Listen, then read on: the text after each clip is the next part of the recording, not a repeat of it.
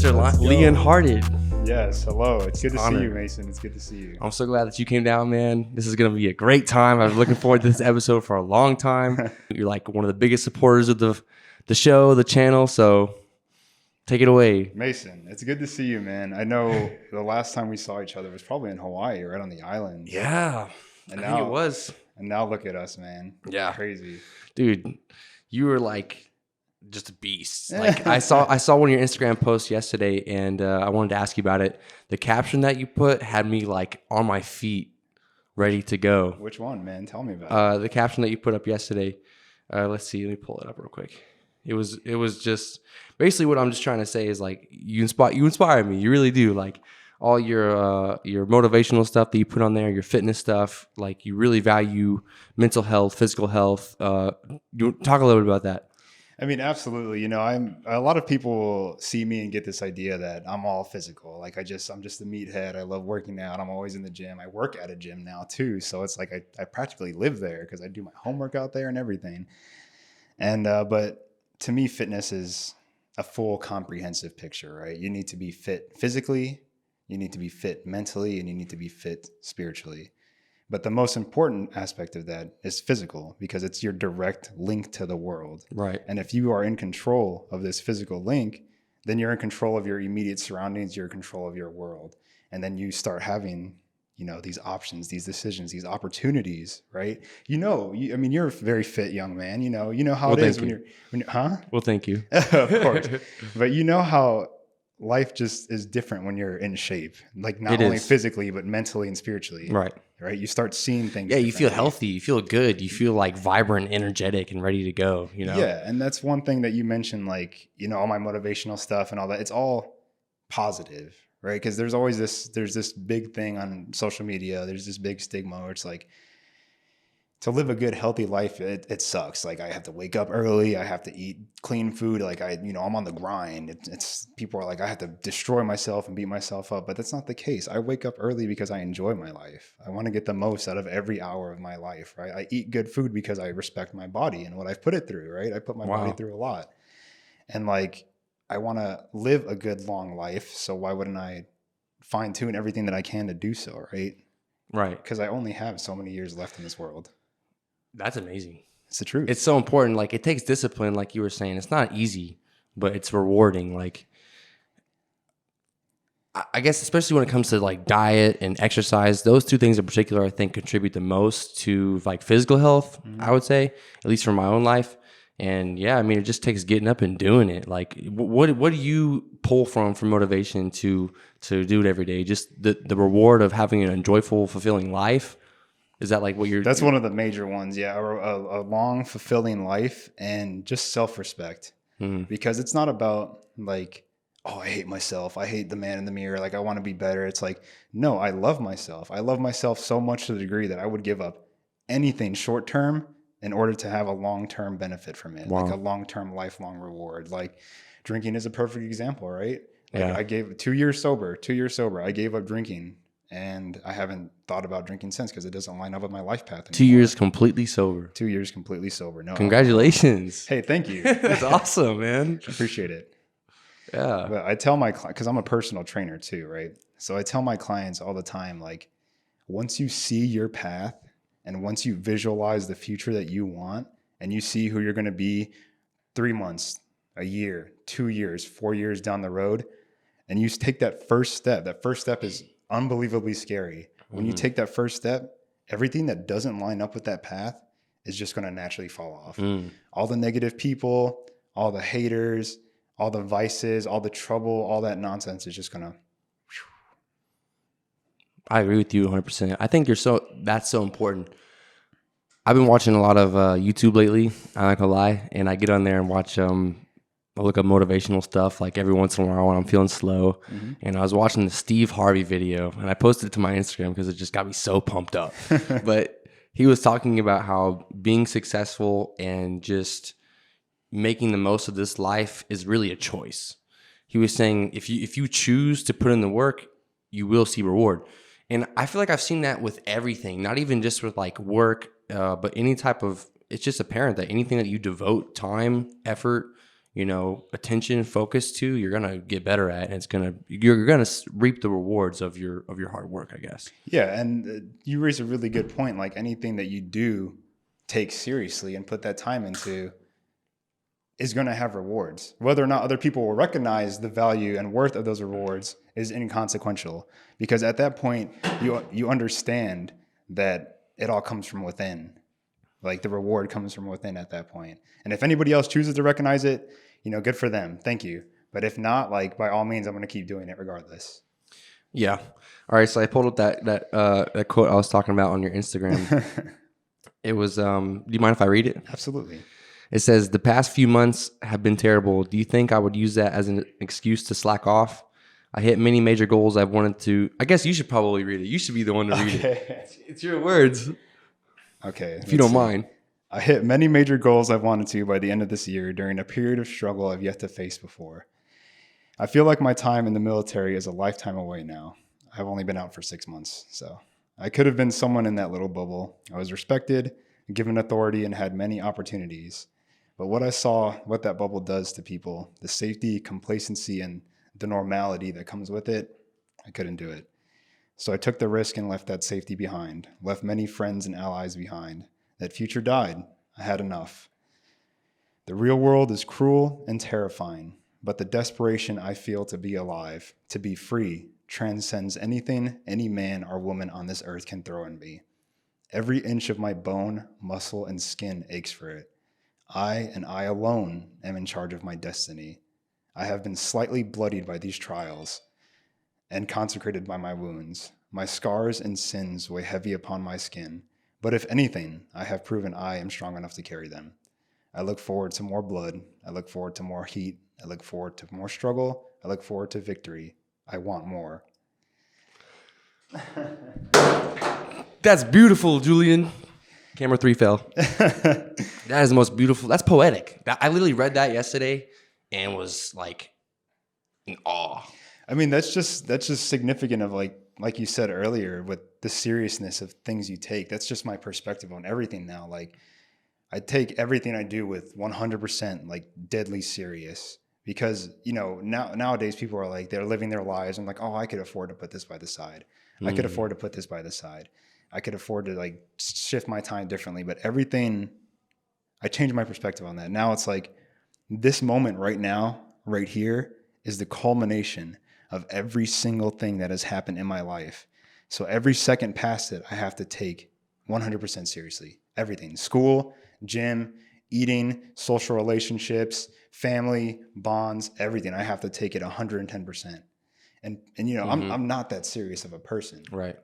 Like I'm pretty joyful. I'm pretty funny. I'm pretty laughing, but it's there. There's an intensity there. And you've lived it. You know how it is. Yeah. Yeah. I mean, it's the seriousness about life. I mean, people who just roll through life, I couldn't just go through life and just not care or not take it seriously or not want to improve, not want to help people out around me. I mean, it's just like just being a good person. I mean, taking care of your business, like making sure that your business is taken care of. That's a big thing, like responsibility. Like it's when you hit that point in your life where you, with what you're talking about, where you're like, okay, like this is really up to me now, and I'm in control. Like I can either take this seriously and I can prosper, or I can just be like be lazy else. And not. Yeah. And it's definitely like a burden. It's like almost a burden whenever you have that realization, but it's necessary. I feel at the same time, if that makes sense. Yeah, it does, and I'm glad you mentioned things like being like, it almost feels like a burden, right? Because it is a burden. Like I said earlier, taking that first step on that path, that first step is being accountable for yourself, because you can't be better. You can't want more if you don't realize almost virtually all the failures in your life, all the sadness, all the misery you brought into your life, you invited and you're responsible and accountable for. Right. Most of it, right? Some things happen. Some of it can be circumstantial, but some of it's circumstantial, but a vast majority of it is not. Right. I agree. And like it is a burden to carry the weight of your responsibility and accountability, but carrying that burden is going to make you stronger. Yes. And eventually that burden's and then you'll be strong enough to start carrying other people's burdens, bringing it up to your level. And then, you make one change in one person, they'll never see you again for the rest of their lives. But like they'll always remember that. They'll always remember that. Do you ever feel sometimes that like it's just like heavy on you, feeling like I have to make it, like I have to not necessarily make it, but like I have to maximize. Like sometimes I know for me, I have to just like slow down and like take a breather, for a second, get a little R&R, because I know I push too hard, and it's great. It helps me in so many things, but like it's just a feeling of tension. Yes, like I have to keep pushing and pushing and pushing. It's like the motivation, I guess, or the perseverance sometimes can boggle me down when I think I have too much on my plate. So like just breaking it up, maybe taking like one thing at a time. That's something I always have a hard time with. I don't know. Is that something you've experienced? Yeah, absolutely. There have been times where I'm just like, it is heavy, like that feeling like I have to keep going. I have to keep going. I have to, but you have to relax. You have to take time to yourself, right? It's all about, I think that's what really being a man is balancing that hardness with that relaxation, right? That closed hand with that open hand.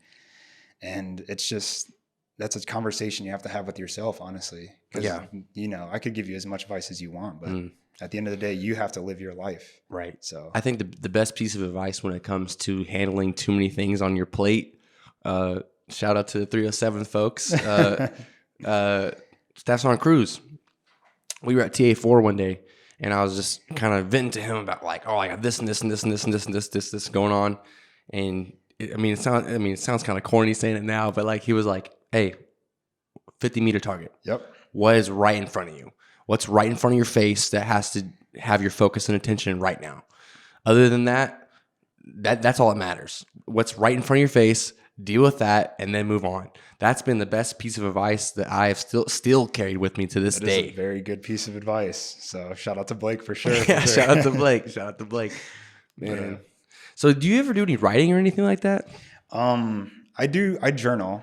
I journal in the morning. I wake up, like I said, 5:30. I wake up. I spend that hour from 5:30 to 6:30. I journal and I swim, and then in the evening I journal and I go to sleep. Just like your thoughts or kind of experiences throughout the day. So in my morning I write out like, oh, how I feel this day's gonna go, what I have on the list to do for the day, my priorities, blah blah blah, and then put that away. And then at the end of the day, I write down everything that bothered me, because there's a lot of stuff that bothers me. Right. And I write it all down. I write everything down, and I'm like, okay, why did this bother me? Where is this coming from? Why do I feel this kind of way? And then I figure that out. I try to, and then I'm like, okay, boom, deleted, and then I don't worry about it. It is hard to figure out sometimes, but that's an amazing method, honestly. Because you have to. Yeah. Because you can't go your whole life walking on eggshells with yourself, right? You can't. And the world isn't a perfect place. Right. People are going to rise up to fight against you. Yeah. Especially if you're living your truth. People are going to fight. Yeah. Yeah, exactly. It's like with this, like, I've received backlash and some hate about doing the podcast, but Absolutely. like, okay, like how does that affect me? It doesn't. Yeah. Unless I let it. Or, things like that, like blocking the outside noise, kind of staying on your focus. Like, it's like I was saying with making the choice, like we kind of what we've been talking about, like with this podcast, like I would love to have a successful podcast. If it doesn't, I'm fine with that because I'm having fun. I get to do things like this. Like this is great. But like I'm gonna keep doing my best. I'm gonna keep leveling up. Getting new equipment when I can, plugging it in, but I'm not gonna skimp on something when I can take it to the next level. If that makes sense. Yeah. And I'm glad you mentioned like the hate and negativity. Like miserable people flock together. Right? Because everybody wants to be miserable. It's easy to be miserable. It's not easy to be accountable and, live a joyful life. It's very hard. And miserable people want to bring you to their level. Yeah. They can't stand it. Because if you're standing on top of that mountain and you're fucking glowing, I'm sorry for my language. No, you're good. And you're glowing, they're going to hate you for it. Yeah. So. Yeah, that's so true. It's sad. I don't know why it's like that. You know what I mean? Like people love to sit around and complain. And then once someone that's around them actually does something about it, it's like they get excluded. Yeah. But whatever. I mean, it is what it is. It's just how it's always been. But it's so unfortunate. It's just part of the human condition, man. It's so unfortunate. Yeah, it is. Man, I don't even really pay attention to any of it, but it's just what it is. And then once you, like I said, when you have those conversations with yourself about like the journaling and stuff, and you start seeing like, because most people are pretty similar, right? Like nobody's special. Like we all have struggles. We're all human. Right. And once you see like, I would see things like, oh, why did this bother me? Because I'm insecure. And then I would see someone else that openly expresses that bothering, like rather than trying to keep it in or figure it out. Like, oh, he's doing that because he's insecure. And then I'm like, why should I worry about fighting his demons he can't control, Right, when I'm busy over here trying to redeem my soul and get rid of my demons, you know? One thing that I've learned that goes along with that within the past, I'd say the past year really, is like being a man, like you have to be able to control your emotions. You know, like before, like you know, when I was younger, maybe like, you know, a teenager coming up, it's really hard for me to kind of put a handle on what I'm feeling and kind of just deal with it for what it is. Like I would get to a point where I would have emotions and kind of just not know what I'm feeling. But I've gotten to a point within the past year, I think, where I can really pinpoint what it is I'm feeling, why I'm feeling like that, and how I can respond in a way that is appropriate. And that has been such a life-changing thing for me. Like even just with small inconveniences, like, you know, like you stub your toe. Like some people will let that ruin their whole day. And that's been me at a point in my life where I would, you know, come across something small and just can't believe it. Like, and then it would just destroy my mood. But within this past year, I've learned that like being able to control your emotions as a man and being able to like channel them into the most, you know, optimal way is just like, it's revolutionary for me, at least. It absolutely is. And I'm glad you said that, you know, stubbing your toe, it is something small. But like you said, some people let that ruin their whole day. They'll be like, the whole world's against me. The whole world's against me. And I used to be that same way too. I would be like, one or two small things would go wrong. I'd be like, you know, just waiting for a reason. You know what I mean? Yeah, exactly. Waiting it's like you're expecting it. Yeah. And then I realized like within the past half a year, I'm like, for every 1,000 small, tiny little things that go bad, there are millions of tiny miracles in the day that make it worthwhile. Like the fact I just drove 2 hours to come here unscathed, no problem, no issue, that alone could make my month. Like, yeah. And then if I get back home safe, which I will, right, like that makes my month. Like I just drove 4 hours. I didn't get in an accident. Nothing happened. Yeah. You know, smooth. Who cares if I like lost some quarters? Who cares if I like, you know, like forgot some money somewhere? Who cares? Like I get to live my life. I get to come out here and hang out with you. Yeah, you know? man. Like, and that alone is just makes the rest of the month for me. All the little small things, whatever. Who cares? Yeah, dude. I had to get you on, man. I mean, every time I post anything, you reshare it, which is awesome. Yeah, it's a homie. You have to support. All we have is each other. We have to support each other. Absolutely. Yeah. That's why I love personal training so much, because my clients know that I care about them. Yeah. So do you get to build that personal relationship with each of your clients, or how do you go about doing that? Because I know like working one-on-one and things like that, it's kind of like how do you draw your guidelines for like business versus like how do you sketch it out? Like, because I guess one thing for me, like I'm working on my like inner communication skills as far as like professional settings. So like, as far as being a trainer, like how do I dictate between professional and like intrapersonal? Yeah, I guess so. I don't. No. No, I'm very professional. I'm extremely professional, but that's my demeanor for almost every single interaction. Like not just clients, like every single person. I'm very professional, very respectful, and I'm genuine.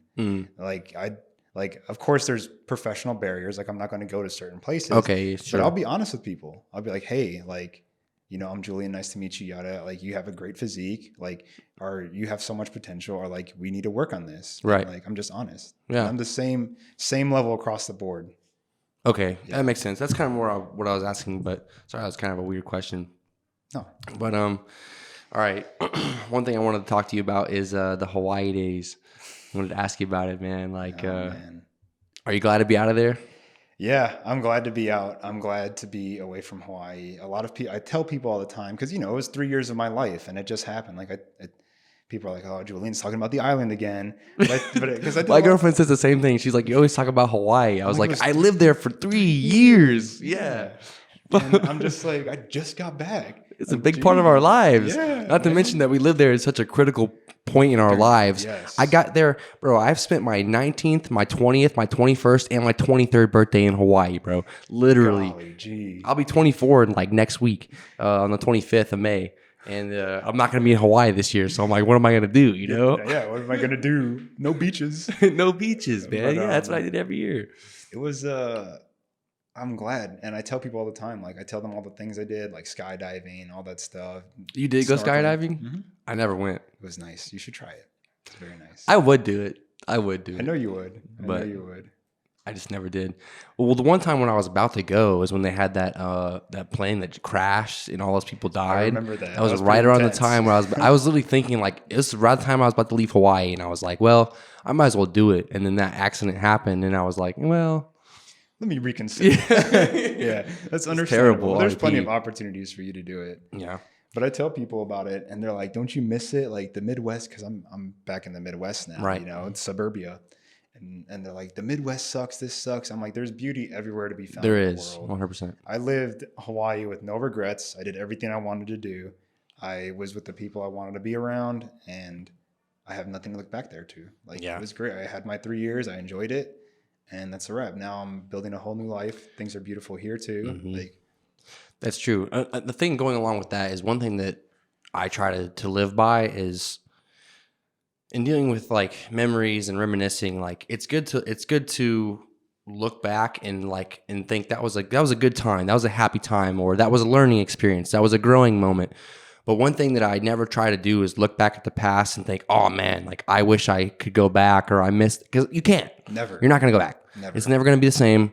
And even if you're able to go back to the same place, the circumstance, people, everything will be different. I learned that lesson the hard way. I went back to something when I went back to Hawaii the second time. It was like a year after I left. I thought that I would just kind of jump back in, and you can't do it. So like looking back on the past, I guess like you have to realize it's over with, it's done. There's no going back. You have to focus on moving forward. But what I will say about Hawaii is the same thing, kind of thing you were saying, is I had a great time, grew a lot, learned a lot, had some really lows there, had some really big highs there. But man, where do you want to go next? Are you gonna stay in the Midwest, or are I you think gonna? I have at least a year planned still here in the Midwest, but the world's a big place, man. Yes, it is. The world is a big, beautiful. Do you want to go place. abroad anywhere, like Yeah, international? I have a friend up in Germany. Shout out to Sam, miss you. But I have a friend out there, and I was gonna go visit her here towards the end of the year. That's one of my big goals. Is towards the end of the year, I want to get I'm in the process of getting my passport, but I want to head out. Oh, there awesome. And get it. Yeah, and then head out there and see her and explore Germany. Yeah. Do you Just speak chill. any German? I do not speak. Sprechen Sie Deutsch? No, es sprechen die Deutsch. Yeah. Man, if you could learn any language, what would you want to learn? I would probably want to learn Spanish Yeah. because it's just my heritage, you know. I Mm, think mhm. being in touch with your culture is very important. I've been very disconnected from that, so My Spanish is decent. I could tell. Yeah. I know you speak. Yeah, my it. Spanish is decent. I'm going for a minor in Spanish just because, like I'm coming in at like a third year level because of all the Spanish that I know already. That's crazy. Yeah. I think just knowing many languages is a very good indicator of just intelligence. Right. Well, like if you go down to the Southwest, like Phoenix, El Paso, any of those type of cities, like half the stuff is in Spanish. Like half the signs, every single worker, every single place is bilingual. It's crazy. And it's so important to know different languages too, so you can see the world. Right. Yeah. So Like you're not just experiencing different cultures. That's one of the biggest things that I'll say that I think too. Like just getting out and experiencing different cultures. Like if you live in a bubble and you don't leave with an hour from where you grow up ever, that's such a terrible. That's a horrible way to die. Way to live. Yeah. Yeah, that's a horrible way to die. Because And can you imagine never like leaving your hometown ever? yeah, and then you get that big fish syndrome where you're a big fish in a small pond. Yes. And that's why I'm so glad that I am out in the big world now, in the real world, because I have been humbled time and time again. I have been ego checked time and time again. I'm so thankful for it. Like before, I'm like, this sucks. Like I hate being ego checked. And now I'm just like, thank you. Yep. Like, you remind me how much further I have to go. So Yeah. thank you. Yeah, that happens all the time. I remember like even just like being a high school football player, like thinking like, oh, I'm a stud. And then I go to one of those camps that are hosted by a college, and I'm like, Smoke. just great. Yeah.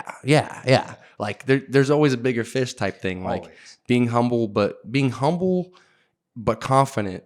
Balancing those two and not letting pride in the mix is such a hard thing. It is. It's so hard because it's so every step you take, you get that ego. You get a little ego every little bit. But it's good to have these checks and balances, right? I think a little bit of pride is okay though. Yeah, absolutely. Like proud of what you've accomplished, Proud of being who where you you've come, are, exactly, and who you're becoming. Exactly. Be proud of those things is completely fine. Of where your efforts go to. And people will mistake that. Insecure people, miserable people will mistake that for arrogance. Right.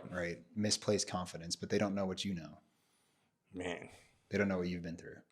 No one does. And where you're going. No one does. No one does. No one does. That's the best. That's like the greatest thing. That's like, part of the fun. It's part of the fun. Yeah, Yes. It's a risk. It's really, life is really a gamble. It's a risk. It's like a huge risk. It's like I was saying earlier. Like it's so much a choice as far as like how do you want to live? Like, do I want to be successful? Do I not want to be successful? Do I want to have safe? Do I want to be safe? Do I want to be comfortable? Do I want to have a lot of kids? Do I not want to have a lot of kids? Do I want to get married? Do I not want to get married? It's all up to you. Especially here in America, you can do whatever you want. Land of freedom, baby. Yeah. So it's like, especially for us, like getting out of the army and kind of like this onset of like, what do you want to do?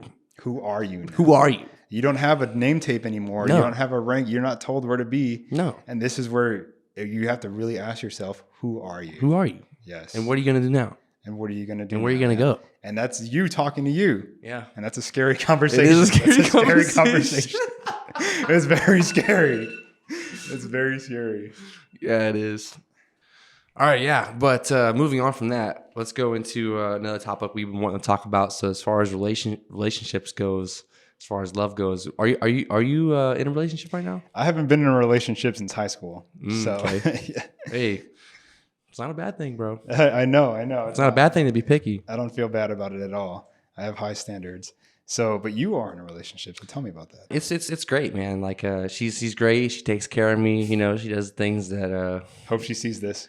Yeah. Oh yeah. She'll watch this. She has comments about every single episode. She'll send me like a page of notes. Like episode 2 when we were talking about whose job it is to put down the toilet seat in the house. Yeah, I got some notes about that one. So you got some annotations about that? Yeah. That's funny.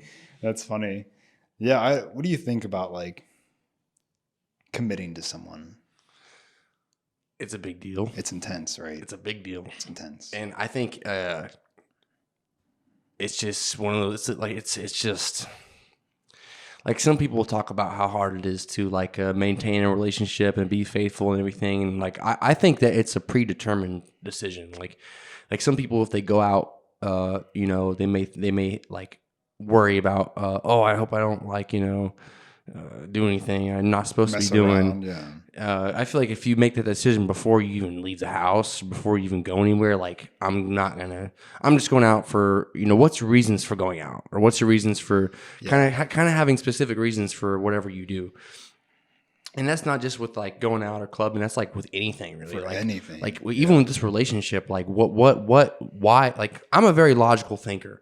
I'm very logically oriented. My girlfriend is very emotionally oriented. So she thinks with her emotions, and I think typically based off logic. But one thing about our relationship, which is so great, is like emotionally and logically, she's great. Like emotionally, I care about her. She's very important to me. Like, she's my girl, like that's my girl. But logically, it's like she's such a great partner. Like she supports me. And it's not even just that. Like, if you do any type of research at all into successful people and what they say and what they kind of live by, a lot of them say like if you just take your time and invest into one woman and build with her, then that's a way more successful rate than just trying to do it all yourself. I mean, you king and queen run a kingdom, not a king. I mean, I guess you could, but I get what you're saying. I don't know. What you're saying. It makes it easier, I guess. Yes. Like she makes my life easy. She does the things that she does the things for me that make my life better, easier, and more enjoyable. Yeah, absolutely, absolutely. Like, because I'm almost 30 now. I turned 28 this year, so How you feeling? I feel great. I'm in the best shape of my life. I'm outperforming. You look good, dude. Thanks, man. You look good. I'm outperforming dudes half my age. Well, I guess that's 14, so that's not fair. But you get what I'm saying. But the whippersnappers, the little young whippersnappers out here, I still got some kick. But so it's just like having that conversation with myself, like, and being around young men and women who are like, they're almost proud of talking to like multiple girls or boys at a time. It's like, that used to be me. I ain't gonna lie. Like, that used to be me. And then I'm just like realizing the importance of my time and realizing the value of my time and how much self-respect I have now. I do feel like the woman that I see next in that like capacity, 110%, like 100, like no questions asked. Like, we will make this work. Yeah. I do not want to mess around anymore, man. Yeah. It's not enjoyable. It's not fulfilling. I'm not looking for a partner right now, right? I'm in a very chaotic, tumultuous state of my life right now. I can't be stable because of, moving out the military and all that good stuff. But I don't want to do that. Well, that's the best anymore. way to do it. The best way to do it is to not be looking. Like, you got to get yourself right. You got to get your mind right. You got to get yourself stable before you can enter someone else. Like, when me and my girlfriend started dating, I was very much comfortable with who I was as a person. That's very important. I was very much, I was good. Like, mentally, I was good. Emotionally, I was stable. Like, physically, financially, I was good to go. Like, I had nothing tethering me to anything. So I think that's important before you enter a relationship to think, am I healthy? Am I healthy? And that's never, I'm glad you say that, because you ask that question, am I so-and-so? Am I this? Am I that? Because people always think that a relationship completes them, or it'll help them, or it helps them heal. And to a degree, in some cases, that is true. Maybe a healthy relationship will help you heal from past injuries and traumas. But it should not be a prerogative for a relationship. No. Yeah. No, it should not be a prerogative, and it should not be like I tell my girlfriend all the time. Like, I want her to keep her individuality. I want her to keep her own goals, her own dreams. I don't want her to lose that in our relationship, because I'm not going to. I'm on the grind. Like, I have my own aspirations. I have my own dreams, my goals, and I want us to get it together. I don't want to hold her back from anything, and I don't want her to hold me back. I want us to go forward together. And I think that's what a lot of people miss nowadays, is like, a lot of people think that if you get in a relationship, it holds you back, it tethers you, it keeps you like on the, what do they say? The old ball and chain. Ball and chain. Yeah, the old ball and chain. Oh, why even get in a relationship with someone if you're going to describe them like that? Exactly. It's so silly. It's like, that's the stigma of being in a relationship. But what they don't realize is, like, if you're healthy and you two you communicate, you talk things out, and you just focus together on one goal, or even if it's not even a goal, but it's a direction. Something. Like, we don't know what we want, but we want to go this way. Yes. You know what I mean? Does that make sense? Yeah. And because human potential is amazing.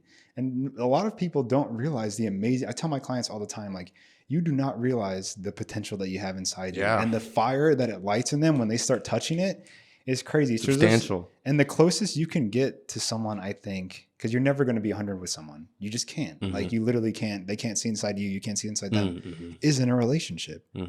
And when two people are that close and they're genuine and honest with each other and authentic, the whole world's their oyster. Right. The whole, like, because you can only imagine, you could do insane things by yourself, right? We see it all the time. We see something like this. You could do, the world is your oyster already, right, Mason?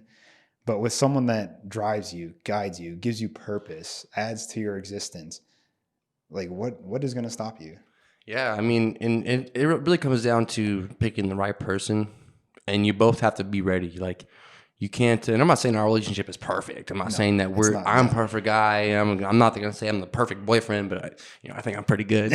but no, I mean, even with distance, you just have to have trust and communicate. Like, if you want to go out and have fun, like, go out and have fun, but just be smart. Yeah. Same thing for me, Yeah, I get it. I completely understand. And I'm glad you mentioned earlier, like, you said things about like hopes and dreams and that they line up with your partners, and like, but they still keep separate. Yeah. And even things like when you come to a relationship and picking your partner, things like, politics, like, that's not a thing that's usually talked about, like, like publicly, and that's for obvious reasons. Yes, it's a very But hot like with your partner, I feel like in the same household, things like politics, things like religion, like intimate conversations, you have to have those. You have to. Yeah. Because if you don't express something, if you don't live a genuine and authentic life, these things simmer inside you, and resentment builds. And that's how you get 15 to 20-year-old marriages that suddenly just collapse. Right.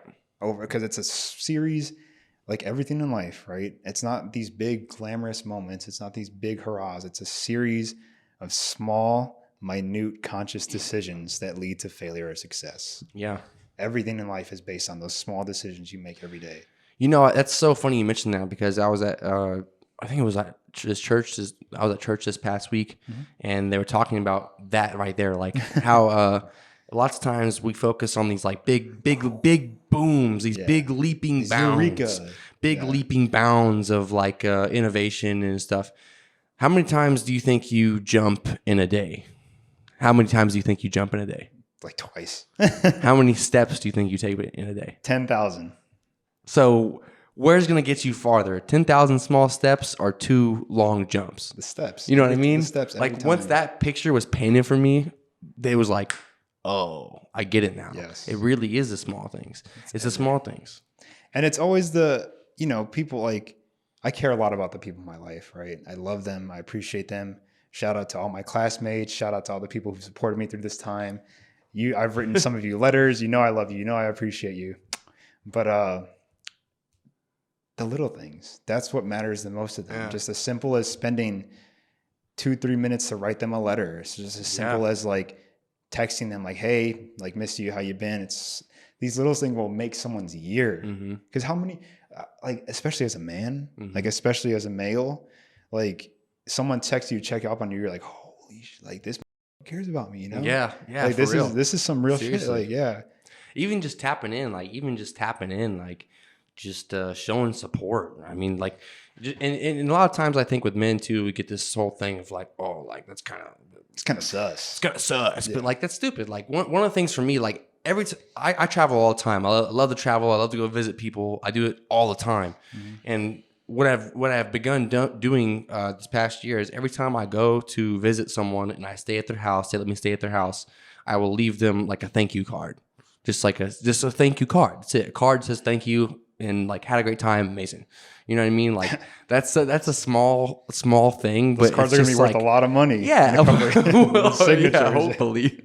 But it's really more about just like the card. The card is not what matters. Yeah. What matters is that they get to see that I went out of my way to do something for them. You know what I mean? Like I thought about them in that moment.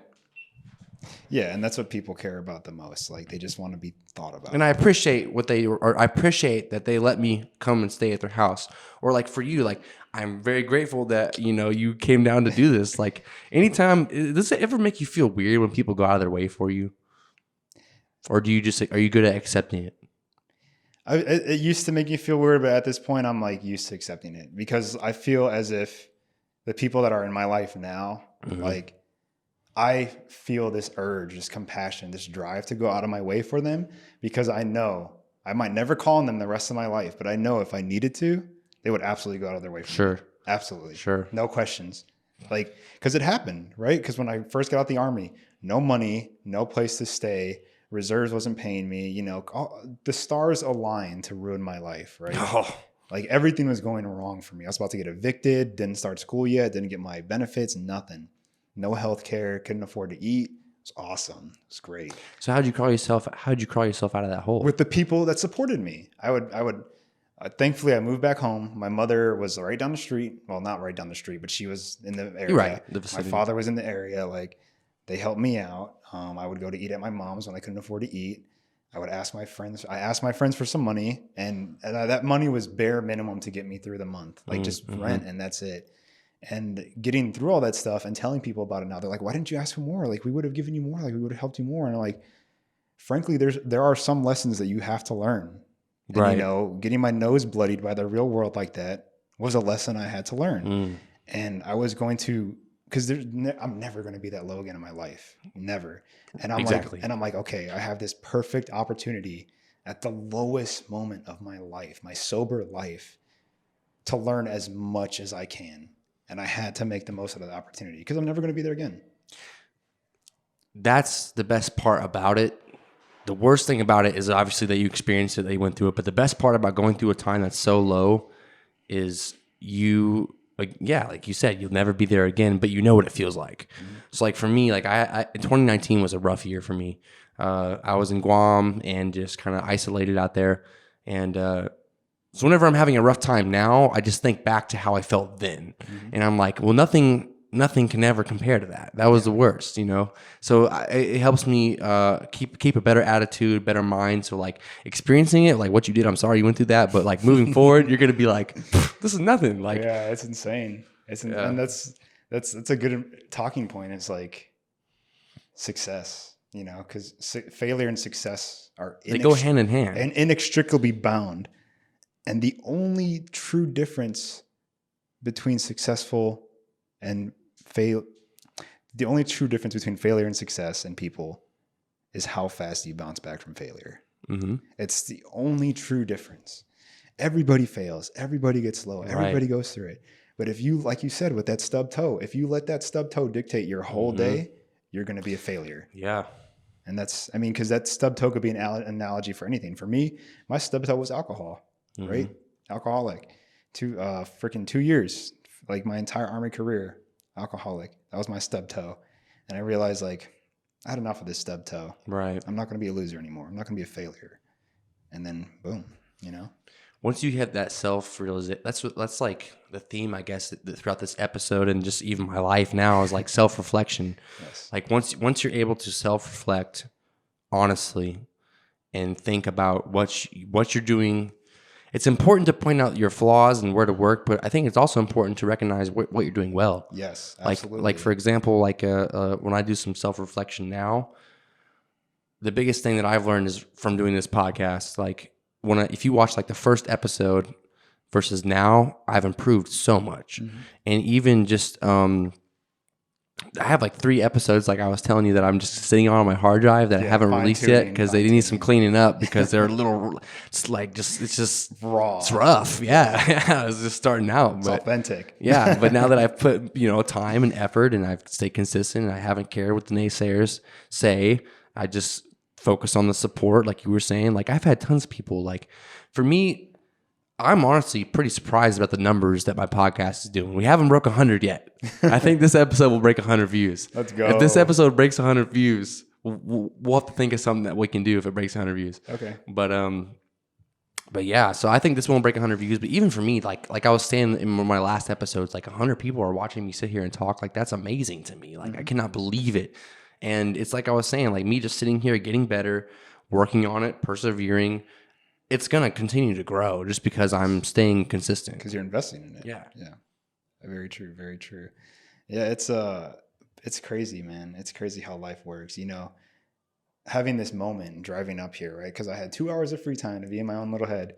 Having this moment, I'm thinking of, because I used to know you in the military, right? Yeah. We knew each other for like a solid 2-3 years. Yeah, a long time. And freaking, I haven't talked to you like I haven't seriously like sat down and talked to you since the military. And then, but we've been in touch, on Instagram and all that good stuff. But having this moment driving up here, like, did everything that happened up to this point lead to this moment? Was this always meant to happen? It could have been. And it's like, it separates you. You're like, was this always meant to happen? Yeah. The moment I met Sergeant Kaufman on Hawaii, 2-3 years down the road, was this going to happen? The possibilities are endless. That's insane, isn't it? Like, let's say, because I just created a TikTok, KaufdropStudios on TikTok, and this guy right here was the one who told me to freaking do it. Him and my girlfriend were like, freaking do it. And like the possibilities are endless. Like, let's say you and I have a clip that gets posted to TikTok, goes viral, then your fitness page blows up. You anything could happen. You know what I'm saying? Will it? Potentially not, but yeah, it could. It could. And people are so afraid of that failure. They're so afraid of seeing that. They just see the failure. They don't see the potential, the growth. Yeah. And it's like, even let's say like if you go down one avenue and you fail, you could translate the lesson into a whole different thing. How many more avenues does that open up for you? Hundreds, dozens. It's crazy. I mean, it's really up to you. It is. it's one of those things where if you step out of your comfort zone and you do something that other people are not doing, if it fails, they're going to laugh at you. But if it does well, then they're going to applaud you. Think about it, bro. Think about some of the rappers nowadays, bro. Like some of the rappers that are like very popular and stuff. And I like rap, but some of it, and I'm not talking about like the mainstream ones. I'm talking about like the goofy ones, like some of the stuff where they're just screaming into the microphone, like it's terrible. It's not good music at all. Where it's like, I can't even describe it. Noise, just terrible. Noise, it's terrible. Not music at all. And I like rap. I like rap. I like if there's a good rapper and they can really seriously rap, like Lil Baby. I love Lil Baby. I love it. But like some of the rappers that just scream and just don't even like are not even making any sense. And I'm not gonna call them out or anything, but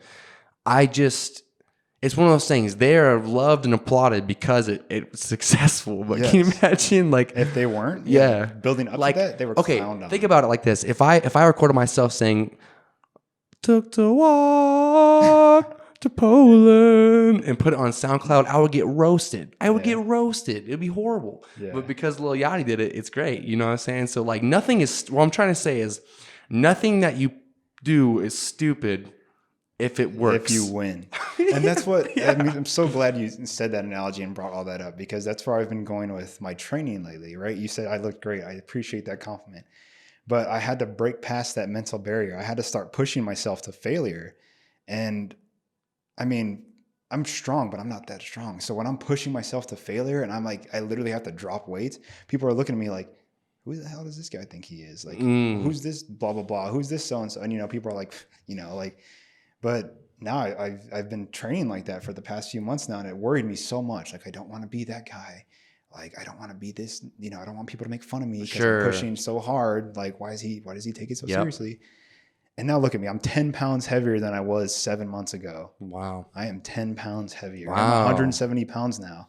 That's great. Yeah. And it's just like, now it's like, and now people are like, you look great. What's your secret? What's this? I'm like, you would laugh at me. Like, you would look down on me. And I'm not going to hold that resentment in my heart. I'll tell you my secret. Absolutely. Let's work on it. Let's get it going. What is the secret? What is the secret? Caring about myself. That's the secret. Self-care. Yeah. And we mentioned earlier, like having that self-reflection, that accountability, right? We mentioned taking that first step and recognizing your potential. But like I said, recognizing your potential means you have to recognize all that you were failed. Like all that you failed in life. Mm-hmm. It's scary, man. It's scary. It is scary. Yes. But it's necessary. It's awesome. It's awesome. It's so awesome. But you know those moments where it's like you have a self-reflection, you realize something's not working, and you spend that time improving it, and then you finally see like it's better. Yes. Like for me, I say this every time. The first episode that I did this, I went back and watched. I was like, I am a terrible listener. Like, I'm trying to say something every 2 seconds. Like, shut up and let the guest talk. And I think that since then, I've gotten better at kind of directing the conversation and kind of keeping it going, and but not overdoing it. Not directing it. Exactly. Yeah. Kind of letting the guests take the conversation where they want to go. Yeah, because the conversation, this podcast has been really good. It's been very natural. So thanks. Very good. Yeah. I knew doing it with you that it would be easy because we already know each other for so long. Boys. Yeah, boys. And all my podcasts are with the homies with right the now. Homies, yeah. If it gets to that point where I interview someone like a cold interview? Mark Wahlberg comes on the show or whatever, I'm gonna have to come up with some more show notes because I don't really know what to go back to. Wally Wahlberg, that's funny. Or anyone. Yeah, anyone. So you mentioned earlier that you work at a church now, right? Mm-hmm. You work at a church. What do you think about religion? Like, how do you feel personally about religion? Yeah, I'm a Christian, so I believe in Christ, and I believe in the Bible, the Gospels. It's just what I found to be true in my life, Like, I feel like I've experienced the Holy Spirit, and I've experienced just the promise that the Bible says in my own life. That's me, and I'm not going to force it down on anyone, or And I'm glad that you asked. Like, I don't really like. It's weird because like you're supposed to go out and like disciple others, but you don't you can't really push it. You can't really be like, shove it down your face. But I'm a Christian, and I actually would love to get like a pastor on here and ask him some of the questions that like I want to know, and he's probably not going to know, but he can maybe like gesticulate, yeah, probably form an opinion about it, an informed opinion on a religious or even matter. reference me to a verse or a book in the Bible that I could do some more research on. What do you think about having a pastor on, or about religion? Just all of it. Oh, religion is. I think there's a difference between spirituality and religion. Sure. And I think I have found a deep root for my spirituality. I have a very incensed spirituality, but my religious side is lacking, and I've been trying to find that too, because initially I'm a very I'm very free spirited. Mm-hmm. So I am very anti-organizational, very anti this and that. And initially I was very antagonistic towards religion, right? I wasn't too fond of it. Sure. And maturing and growing up and realizing that maybe there is something that's bigger out there. There is absolutely, I'm not going to say absolutely, there's something out there, right? And what that out there is, I think that's what I need to find. And that's where religion comes into play. Yeah. Because spirituality, I think, is about understanding what it means to be human. But humans aren't just human, right? We're not. Almost every origin story, man is made of something divine. Right. And that divinity is not, it's part of us, right? It's intrinsic to us, but we aren't the whole. And the whole is out there. That's where religion comes in. It's like, I believe that humans have like a spirit, So it's kind of like the spirituality aspect of it. Like, do you think animals have a spirit? Yeah. I think everything that comes from nature carries a part of that natural spirit within it. Whether or not animals have a spirit of divinity within them is a different question, but everything has a natural spirit in it, like a soul. Everything has a soul. But that's not like saying that animals aren't like relatable, right? Yeah. We have pets and stuff, all that stuff. But I don't think they carry like that divinity in them. Sure.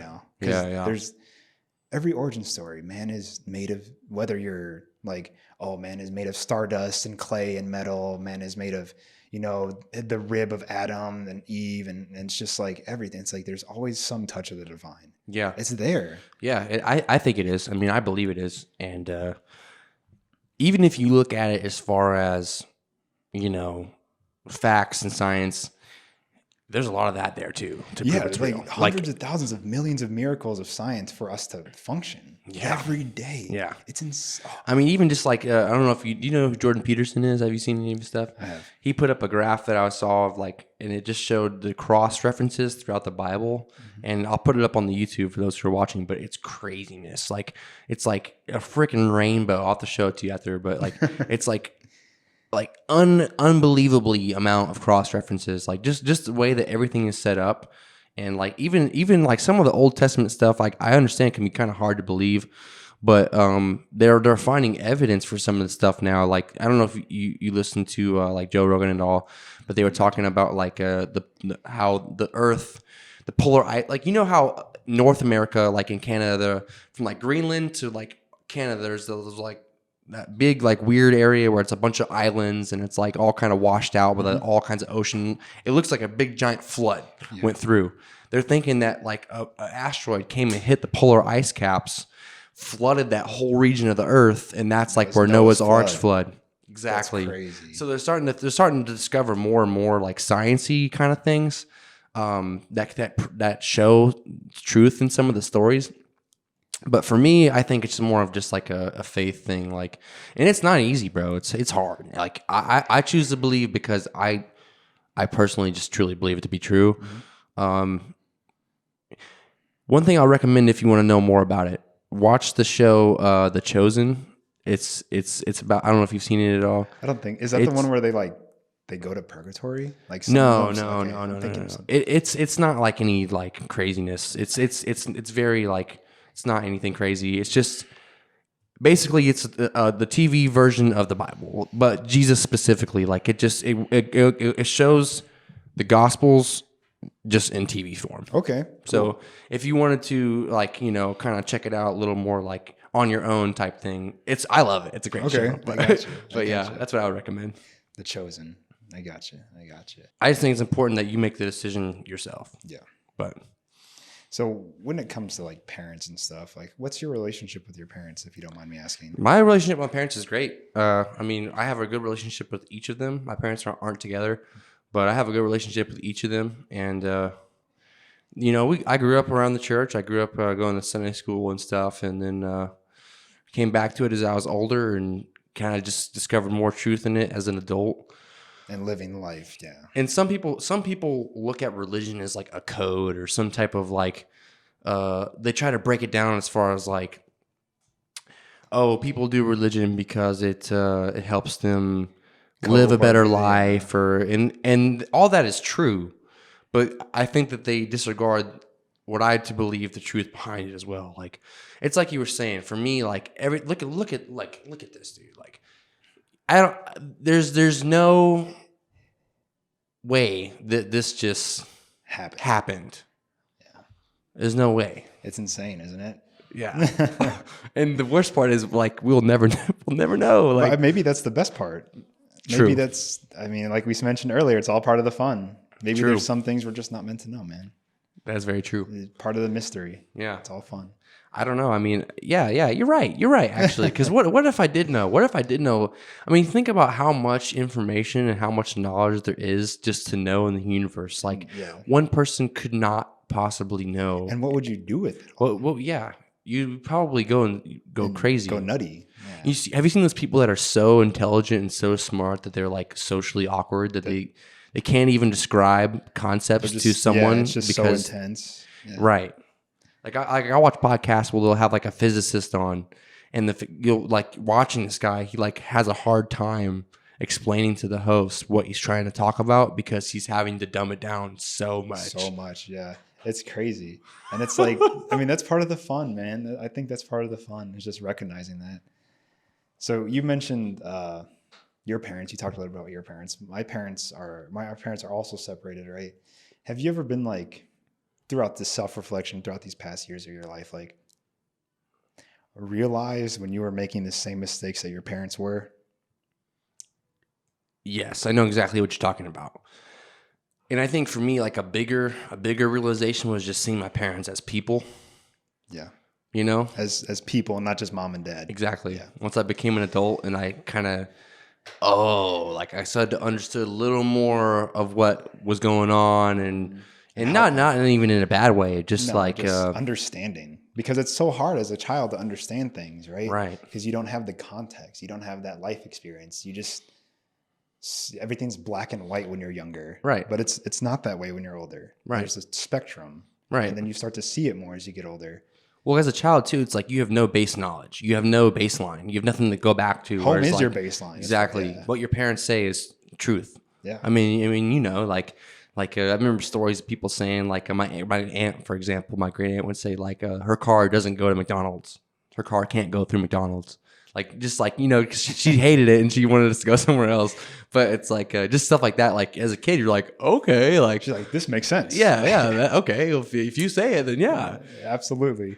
Yeah. And I think it's so important to maintain that relationship with your parents, because I have a great relationship with my mother. I don't necessarily have the best relationship with my father, but growing up, there's an understanding now to some things that happened and like just the way life goes. And it's like, he's still my father, right? Like I still have to, there's some filial duty there, right? He has my blood, I have his, and I've been guilty of the same mistakes he's made, frankly. Sure. And it's just like in coming to terms with these mistakes that I've made, partially due to him, partially due to myself, because at the end of the day, I made the choice. Right. I mean, it might have influenced me growing up with these mistakes, but at the end of the day, I made that choice, and I'm accountable for that choice. Yeah. And growing up and having that self-reflection, having that compassion, realizing like it's okay, like it's okay to have this relationship with my parents. I don't have to be antagonistic towards them, because I used to be very antagonistic. I'd be like, don't speak to me. I don't want to talk to you. Like this family is effed up. Like I don't want anything to do with it. And now I'm just, I'm having dinner with mom every Sunday. I go see my dad every now and then. And, I get to see my baby brother and sister. Right. And being the eldest son, being the oldest, I have to leave a legacy for them. Yeah. And I can't, and what legacy, what impression am I giving them if I'm like, hey, you know, mom and dad suck, but we could hang out. And like, no, like mom and dad are older now, right? You guys are getting older. I'm getting older. Like, we don't have time to be petty. Like Exactly. we have to be here for each other. Right. Yeah. Family first. Like, Absolutely. that's so true. It's so true. Like, petty family squabbles and things like that. I try to stay as far away from it as possible. And I'm not going to lie. Like, when I joined the Army, it was kind of nice to get away from all the family and everything for a while. But at this point, like, I'm ready to come back. I'm ready to, you know, be around them. And like you said, it is great support. Like, your parents are always going to be there for you. They're always going to support you, get your back. And it's not easy. But especially as an adult now, it's like just realizing, like I said, that there are people too. Like, my mom got pregnant young. She got pregnant with my brother when she was a teenager. And like, for me, realizing like the sacrifices that both my parents made. Such immense sacrifices, right? Yeah. Like, I turned 24 in like 2 weeks. And, you know, my mom had 2 kids by the time she was 22. And I have no kids. And I'm stressed out about life with no kids at 24. She had 2 kids at 22. And was making it happen. He was making it happen. Yeah. It's crazy. And I'm glad you bring up that point of sacrifice, because we talked earlier about like what's my motivation. And that's a very deep motivation for me, something that no matter what I know will get me through anything coming through. I think about all the sacrifices people have made for me, all the sacrifices I've made, all the people I've hurt, all the people that have hurt me, all the lessons I've learned. I think about all my family members who have died, all the people who aren't with us anymore, all my friends who have died. And I carry that legacy and I put it on my back. And when I'm so low and I think like, I can't do this, I think about my grandfather who recently passed. I think about him walking me to school every morning. 80-year-old man had struggled getting out of bed every morning, but he still made it happen for me. I think about, and then when I think like, oh, maybe I shouldn't go see this person, maybe I shouldn't spend time with them, I think about my grandmother who was in hospice, right? I was in high school. I'd be a little dumb-headed kid playing video games. Mom would be like, you want to go see grandma? I'm like, no, I'm playing video games. She died. She thought I hated going to see her, and she died with that thought in her head. And I think about that whenever I don't want to see people, or like, you know, they might die tomorrow. And it's completely innocent, harmless things. Like, you want to come down the block and come hang out? And I'm just like, they might die tomorrow. I want to go spend this time with them. You know? That's tough. Yeah. It's like, it's a hard way to live. It's a hard way to think. But I think that there's truth in that. But at the same time, it's like it's tough. It's tough. Like, at the same time, it's like, as crappy as this is to say, I feel like you gotta take care of yourself first. Like, I do. And I've had those moments, like, you know, like you and I, we both know, like, when someone passes, that's close to us that we worked with, it's like, it's very hard. Like, you have those thoughts of like, what could I have done?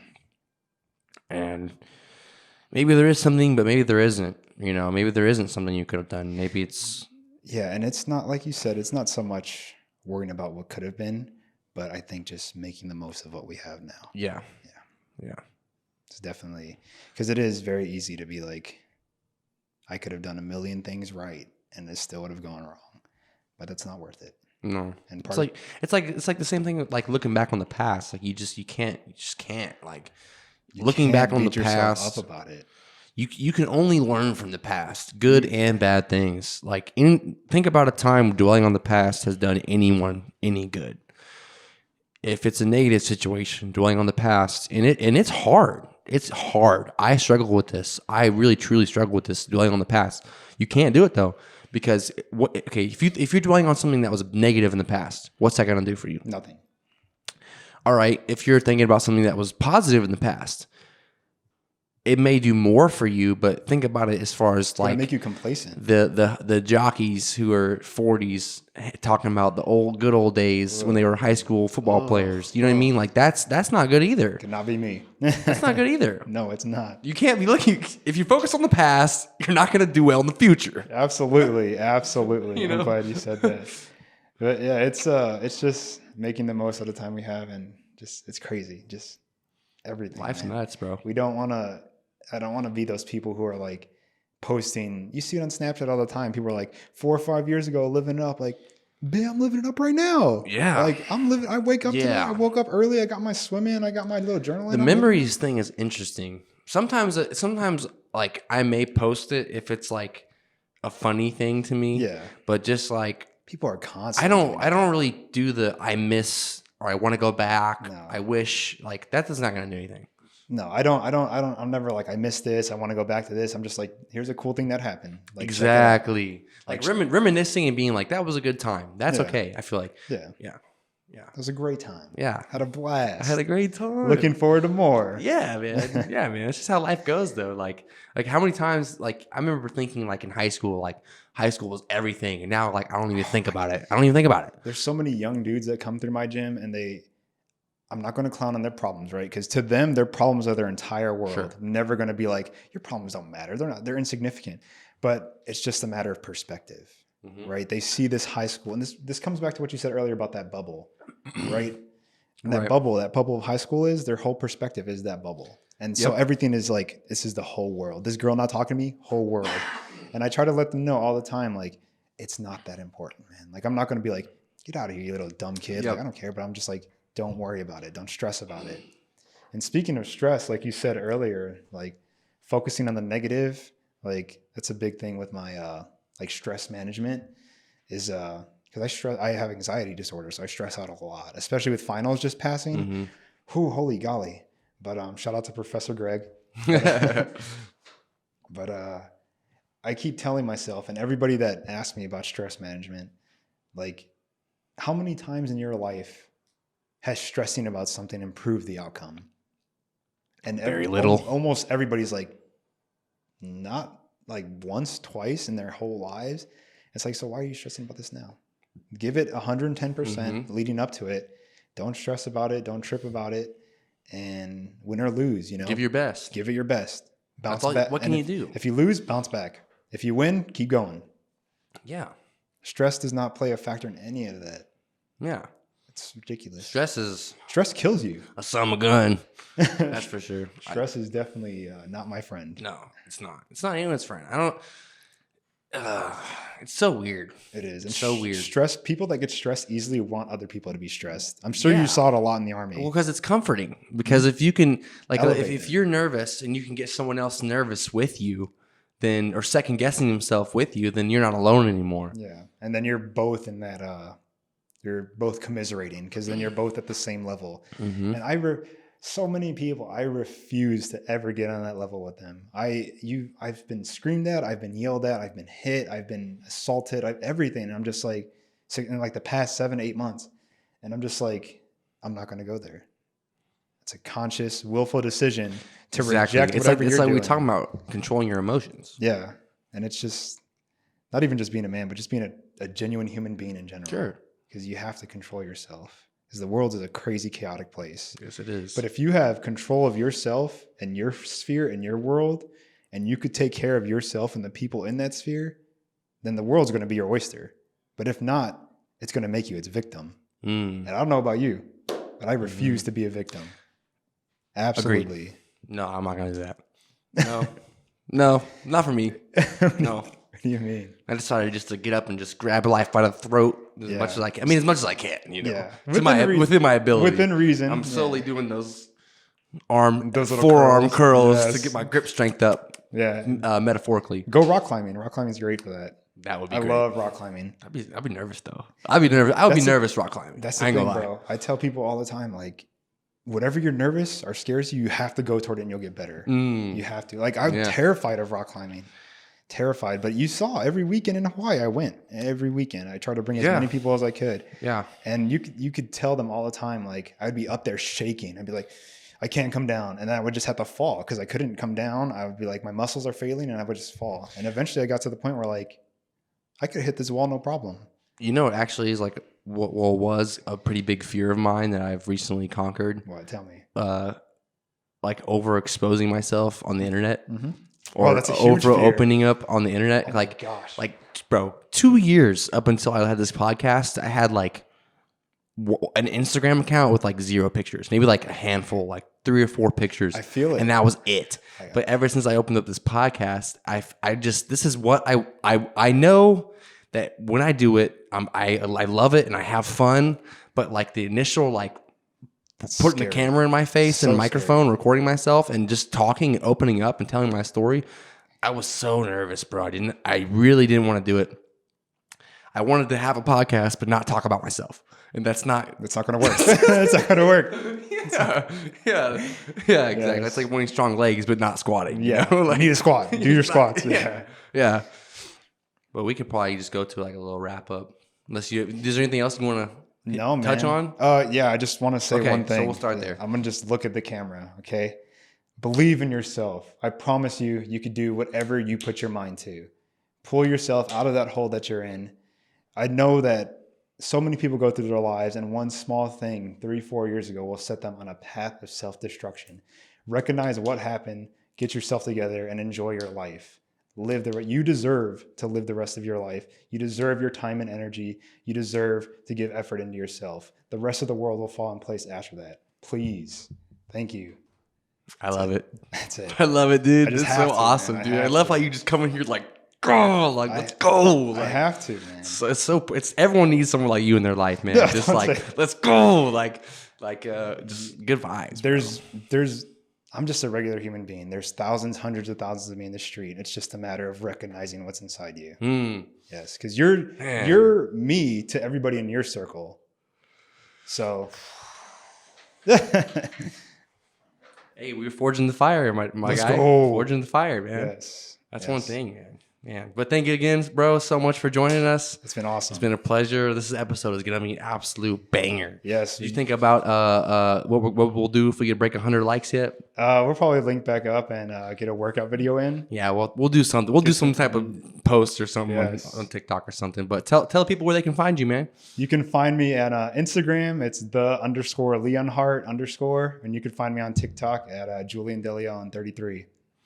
All right, brother. Well, thank you so much. This has been another episode of The Drop. Thanks again for tuning in. You'll find me at KaufdropStudios. You already know the vibes. And then find me on Spotify at The Drop.